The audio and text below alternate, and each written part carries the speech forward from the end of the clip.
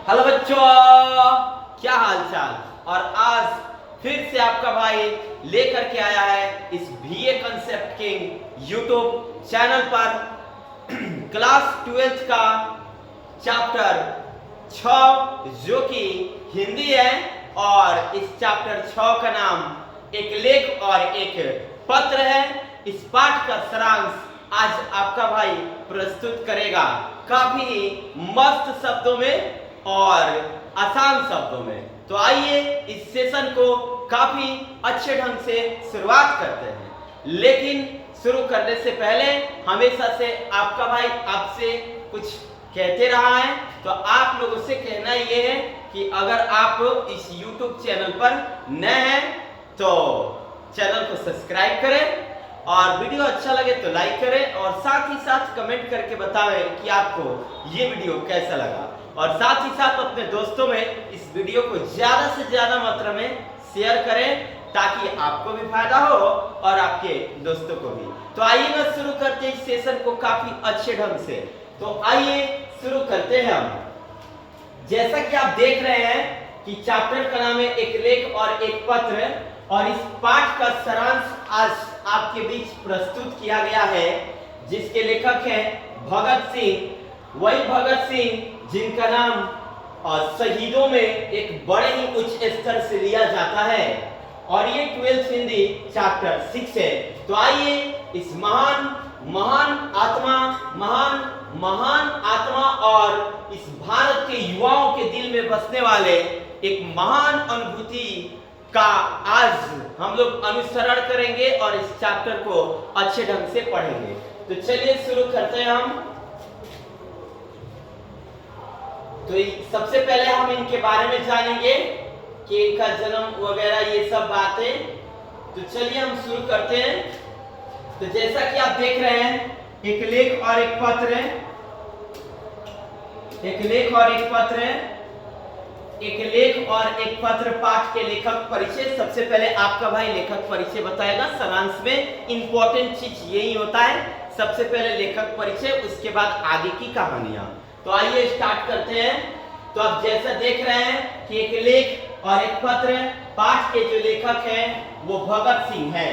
एक लेख और एक लेख और एक पत्र। पाठ के जो लेखक हैं वो भगत सिंह हैं और इनका जो जन्म हुआ था 28 सितंबर 1907 को हुआ था। भगत सिंह का जन्म 28 सितंबर 1907 को हुआ था और इनका निधन 23 मार्च 1931 को हुआ था। 28 सितंबर 1907 को जन्म और 23 मार्च 28 सितंबर 1907 को जन्म, 23 मार्च 1931 को निधन। तो ये इनका निधन कहें ये अनिवार्य ही है, लेकिन इनको तो दी गई थी फांसी की सजा और ये हो गए शहीदों की गिनती में। तो आप लोग को पता होना चाहिए कि एक लेख और एक पत्र पाठ के जो लेखक हो गए वो भगत सिंह हो गए और इनका जन्म 28 सितंबर 1907 और निधन 23 मार्च 1931। और भगत सिंह जी का निवास स्थान, मतलब इनका निवास स्थान कहाँ था, तो बांगा चौक नंबर 105, बांगा चौक नंबर 105, बुगेरा ब्रांच, वर्तमान लायलपुर, पाकिस्तान। तो आप लोगों को पता होना चाहिए कि ये जो भगत सिंह है इनका जो निवास स्थान है, ये निवास स्थान बांगा चौक नंबर 105, बुगेरा ब्रांच, वर्तमान लायलपुर, पाकिस्तान। आइए आगे जानते हैं इनके माता जी का नाम और पिताजी का नाम। तो महान मां जो इस महान पुत्र को जन्म दिया उनका नाम विद्यावती देवी था और इनके पिताजी का नाम जो इनके नाम को रोशन किए वो सरदार किशन सिंह थे। तो आप लोगों ने देखा कि इनका जन्म, निधन और साथ ही साथ इनका जन्म स्थान, माताजी का नाम, पिताजी का नाम और भारतीय इतिहास के एक पवित्र स्मृति के रूप में आधुनिक समय में इन्हें माना जाता है। आधुनिक युवाओं के दिल में बसने वाला एक महान आत्मा वो सिर्फ और सिर्फ भगत सिंह है। तो आप लोग देखेंगे कि भगत सिंह जो है आधुनिक भारतीय इतिहास की एक पवित्र स्मृति है। आधुनिक भारतीय इतिहास की पवित्र स्मृति कौन है? तो आप देखेंगे वो सिर्फ और सिर्फ भगत सिंह ही तो है, जो बहुत ही कम उम्र में इस देश के लिए अपना सब कुछ निछावर कर दिए थे और इनके बारे में आप लोग बहुत ही अच्छे ढंग से जानते भी होंगे। तो आइए फिर से एक बार आपका भाई इस बात को रिपीट करेगा। लेखक का नाम भगत सिंह। भगत सिंह का जन्म 28 सितंबर 1907, निधन 23 मार्च 1931 और निवास स्थान बंगला चौक नंबर 105, गुगेरा ब्रांच, लायलपुर, पाकिस्तान। और माता जी का नाम विद्यावती देवी, पिताजी का नाम सरदार किशन सिंह और भगत सिंह जो थे आधुनिक इतिहास की बहुत ही पवित्र स्मृति है। तो आइए अब इस पाठ का हम सारांश शुरू करते हैं, जिसके लिए हमें है बेसब्री से इंतजार। तो आइए शुरू करते हैं।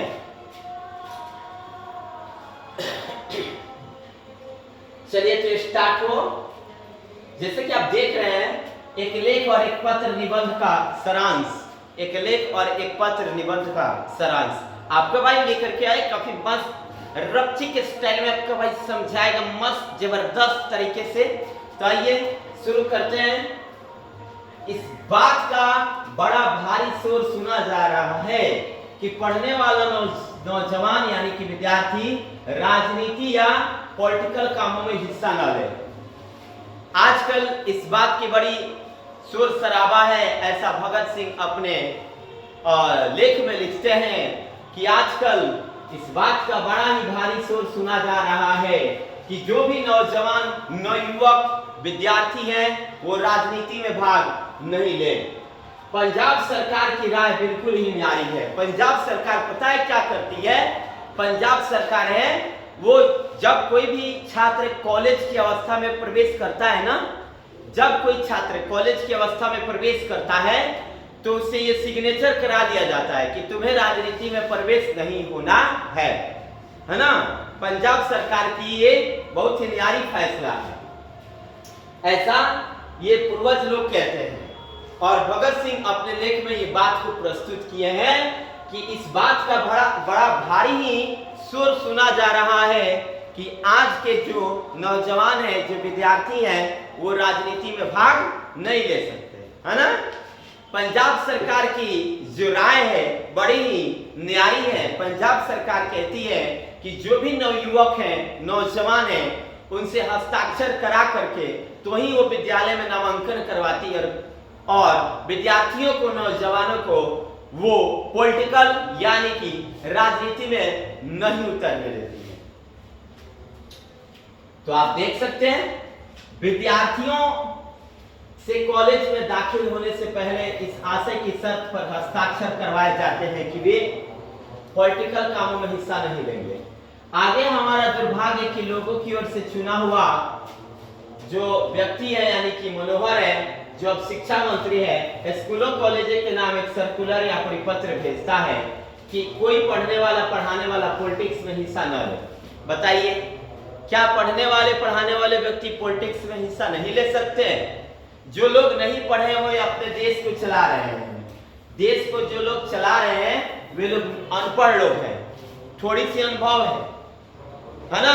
लेकिन जब पढ़े लिखे लोग जब इस देश को चलाएंगे तो पता है क्या होगा, सारी सच्चाई जो है सामने आ जाएगी। हम लोग पढ़ लिख कर भी हम लोग अनपढ़ के रूप में हमको रखा जाता है कि नहीं है? हम लोग नवयुवक हैं, इस देश का बागडोर हम लोग के हाथ में है। ये देश चलेगा तो हम लोग के बलबूते से चलेगा, उन बुढ़ों की वजह से, उन बुजुर्गों की वजह से नहीं चलेगा। हाँ, इस बात को हम लोग मानेंगे कि बुढ़ों बुजुर्गों के पास ज्यादा टैलेंट है, वे लोग अनुभवी हैं, तो हमें जो भी गलती होगी या फिर कोई भी कार्य करना होगा उन बुजुर्गों से हम लोग पूछ लिया करेंगे। लेकिन देश का बागडोर अगर कोई संभालेगा तो सिर्फ और सिर्फ पढ़े लिखे लोग और नवयुवक, तो ही देश का विकास होगा। आगे देखते हैं। कुछ दिन हुए जब लाहौर में स्टूडेंट यूनियन या विद्यार्थी सभा की ओर से विद्यार्थी सप्ताह मनाया जा रहा था। वहां भी सर अब्दुल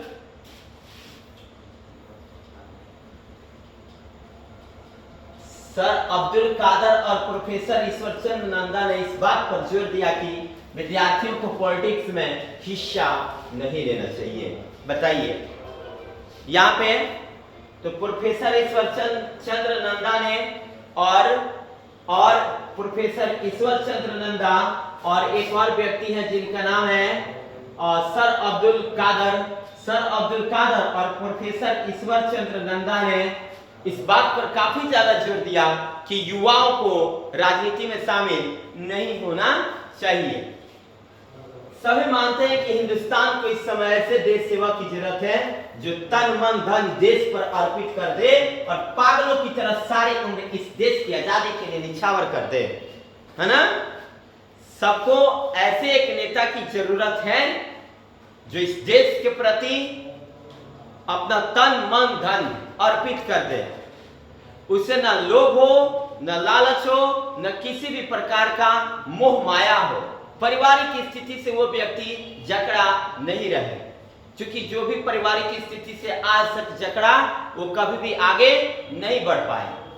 तो आजकल के हम लोगों को देश को चलाने के लिए हम ही युवा हैं, तो हम ही लोगों में से कोई लोग हो सकता है। क्या वे बुढ़े हो सकते हैं जो इस देश को समर्पित करेंगे अपने आप को? हम ही युवाओं में से कोई ना कोई होगा जो इस देश को क्या करेगा, चलाएगा। भगत सिंह कहते हैं सभी मानते हैं कि हिंदुस्तान को इस समय ऐसे देश सेवा की जरूरत है जो तन मन धन देश पर अर्पित कर दे और पागलों की तरह सारी उम्र देश की आजादी के लिए निछावर कर दे। लेकिन क्या बुढ़ों में से ऐसा आदमी मिल सकेंगे? क्या ये आदमी जो अपना तन मन धन देश के लिए अर्पित करेगा, क्या वो बुढ़ों लोगों में से होगा? बुढ़ों के पास अपनी ताकत छीड़ हो जाएगी, वो देश को क्या चला पाएंगे? यहाँ पे क्या परिवार और दुनियादारी के झंझटों में फंसे लोग देश को चला पाएंगे? परिवार और दुनियादारी में फंसे हुए लोग, ये सारी सृष्टि मोहमाया है, कोई यहाँ किसी का नहीं है। आज जो चीज आपका है वो कल किसी और का हो जाएगा। यहाँ पे कोई किसी का नहीं है। कहा गया यहाँ पे क्या परिवार और दुनियादारी के झंझटों में फंसे लोग इस देश के बागडोर को संभाल पाएंगे? और यह तो वही नौजवान निकल सकेंगे जो किन्हीं जंजालों में न फंसे हो। और जंजालों से पढ़ने से पहले विद्यार्थी या नौजवान तभी सोच सकते हैं यदि उन्हें कुछ व्यवहारिक ज्ञान भी हासिल हो, है ना। इस स्थिति में इस ओर देश के बागडोर को संभालने के लिए वही लोग आ सकते हैं जिनके पास व्यवहारिक ज्ञान होना चाहिए। Behaviour is most important part of human life. मनुष्य के जिंदगी में व्यवहार एक बहुत ही महत्वपूर्ण थिंग्स है जिसे अपने अंदर पैदा किया जाता है और दूसरों के प्रति उसको फेंक करके उसे व्यक्ति को अपना लिया जाता है। तो व्यवहार बहुत ही इंपॉर्टेंट चीज है। सिर्फ गणित और जियोग्राफी को पढ़ करके और उसको पढ़ करके परीक्षा पास करके क्या व्यक्ति ऐसा बन सकता है? गणित, geography, science, political science, social science, economics, ये सारे चीजें पढ़ करके क्या कोई देश की सेवा कर सकता है? इन सारे विषयों के अलावा आपके अंदर व्यवहार होना चाहिए, आपके अंदर अनुशासन होना चाहिए। दूसरों के दर्द, पीड़ा इत्यादि को समझने के लिए आपके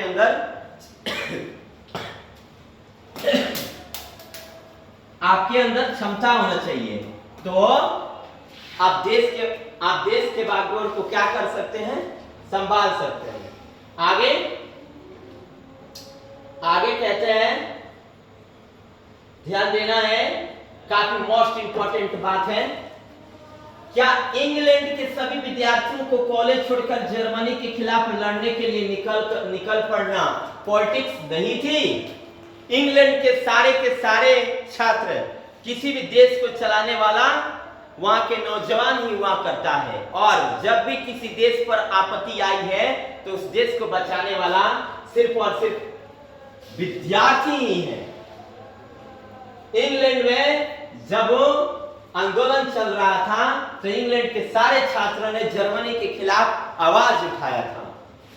तब हमारे उपदेशक कहाँ थे जो कहने आते कि जाओ जाओ जाओ, तुम देश को बचाओ, नहीं तुम पढ़ने जाओ। तो उस समय क्या होता? क्या देश बर्बाद होने से बच जाता? अगर यही विद्यार्थी जाकर के क्लास करने लगते, अपने देश के लिए नहीं लड़ते, तो क्या देश बच जाता? यह असंभव था। वही विद्यार्थी है जो अपने देश को क्या किए? बचाए जर्मनी से। इंग्लैंड के विद्यार्थी जो थे जर्मनी के खिलाफ खड़ा हुए थे। तो वे लोग कहां थे जो कह रहे थे कि छात्रों को राजनीति में भाग नहीं लेना चाहिए? कहते हैं आज नेशनल कॉलेज अहमदाबाद के जो लड़के सत्याग्रह में बारदोली वालों की सहायता कर रहे हैं, क्या वे ऐसे ही मूर्ख रह जाएंगे? सभी देशों को आजाद करवाने वाले वहां के विद्यार्थी ही हुआ करते हैं। किसी भी देश को आजाद करवाने वाले वहां के विद्यार्थी हुआ करते हैं, वहां के नौजवान हुआ करते हैं। लाठियों की मार सहनी हो तो क्या बुढ़े लाठियों की मार सह पाएंगे? नहीं, वहां के नौजवान ही उस सारे मार को सहेंगे। कहते हैं सभी देशों को आजाद करवाने वाले वहां के विद्यार्थी लोग ही हुआ करते हैं। क्या हिंदुस्तान के नौजवान अलग अलग रहकर अपना अपना देश का अस्तित्व बचा पाएंगे? हमें एक साथ रहना होगा, हमें अलग अलग नहीं रहना होगा। देश पर जब जब आपत्ति आएगी, विपत्ति आएगी, हम लोग एकता के सूत्र में बंध करके अपने देश की आजादी के लिए सर्वस्व निछावर कर देंगे। ऐसा भगत सिंह ने हम लोगों के अंदर अनुभव भरा है, ताकत भरा है। नौजवान 1919 में विद्यार्थी पर किए गए अत्याचार भूल नहीं सकते। वे यह भी समझते कि उन्हें एक भारी क्रांति की जरूरत है। वे पढ़ें, जरूर पढ़ें, साथ ही पॉलिटिक्स का भी ज्ञान हासिल करें। पढ़ाई पढ़ें, लेकिन साथ ही साथ किसका ज्ञान हासिल करें? पॉलिटिक्स, राजनीति का। और जब भी आवश्यकता पड़े तो मैदान में कूद पड़े और अपने देश को वो क्या करें? बचाएं और अपना सारा का सारा जीवन उसमें समर्पण कर दें, अपने प्राणों का इसी में उत्सर्ग कर दें, वरना बचने का कोई उपाय नजर नहीं आता। देश भी जाएगा, हम भी जाएंगे, कोई नहीं बचेगा। अतः देश को बचाना है तो आपको आप जो पढ़ाई कर रहे हो वो पढ़ाई में पॉलिटिक्स को भी जोड़ो, राजनीति सीखो।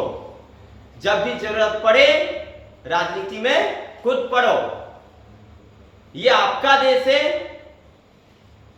ये देश आपका है, ये देश आप ही की वजह से चलता है। इस देश का बागडोर हम ही लोगों के हाथ में है। तो हम लोगों को अपने देश के बारे में सोचना चाहिए। भगत सिंह ने एक बात कहा था, मैं उन्हीं के उन लिखे हुए शब्दों को आज मैं आप लोगों के बीच दोहराने वाला हूं।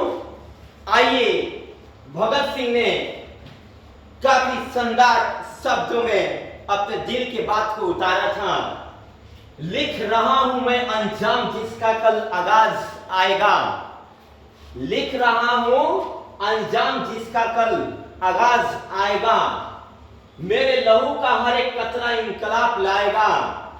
मैं रहूं या ना रहूं पर ये वादा है मेरे तुमसे, मैं रहूं या ना रहूं पर ये वादा है मेरा तुमसे कि मेरे बाद वतन पर मरने वालों का सैलाब आएगा, मेरे बाद मरने वालों को वतन पर सैलाब आएगा। तो ये भगत सिंह ने अपने शब्दों में अपने दिल की बातों को इस सुनहरे कागज पर लिखे थे। तो जैसा कि आप लोगों ने देखा भगत सिंह ने किस प्रकार अपने बातों को हम नौजवानों के बीच प्रस्तुत किए, तो शायद आशा करता हूं कि आप लोग इन सारे बातों को समझे होंगे। और ये बात अपने आप में काफी महत्वपूर्ण है। और ये अपने भगत सिंह जो हम लोगों के बीच नहीं है, बड़ी ही कम अवस्था में इस देश के लिए अपने आप को समर्पित कर दिया। तो चलिए आज के लिए बस इतना ही काफी। अगर आपको ये वीडियो अच्छा लगा हो, ये सारांश आपको अच्छा लगा हो, तो इस वीडियो को ज्यादा से ज्यादा मात्रा में शेयर करें, वीडियो को लाइक करें और कमेंट करके बताएं कि आपको कैसा लगा। और साथ ही साथ आज के लिए इतना ही काफी। फिर मिलते हैं नेक्स्ट वीडियो में। जय हिंद, जय भारत, इंकलाब जिंदाबाद।